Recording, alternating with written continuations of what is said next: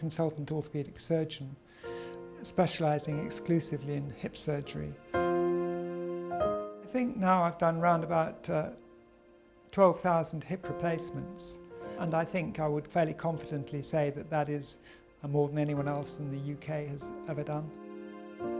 The method I use is actually to take direct measurements from the patient's x-rays beforehand.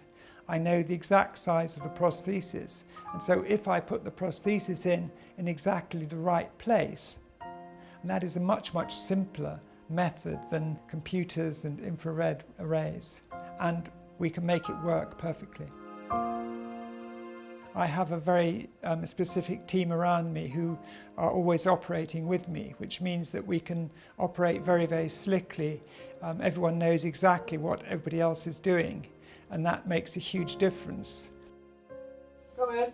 At least 90% of patients who come know other patients who have been before, and I think hip replacement is one of those things which people think about for some time before choosing their surgeon, because it's not really an emergency ever, and so they tend to have done a lot of homework.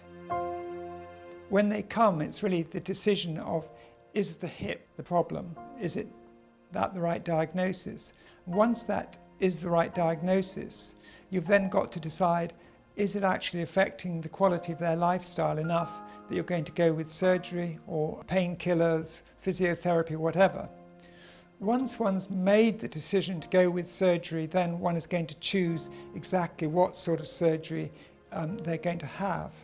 And basically that is going to be activity-based and partly age-based. And so through different age groups, I do slightly different operations. At King Edward VII Hospital, physiotherapy is very good. And even when I replace both hips, we can usually mobilise the patient in less than 24 hours.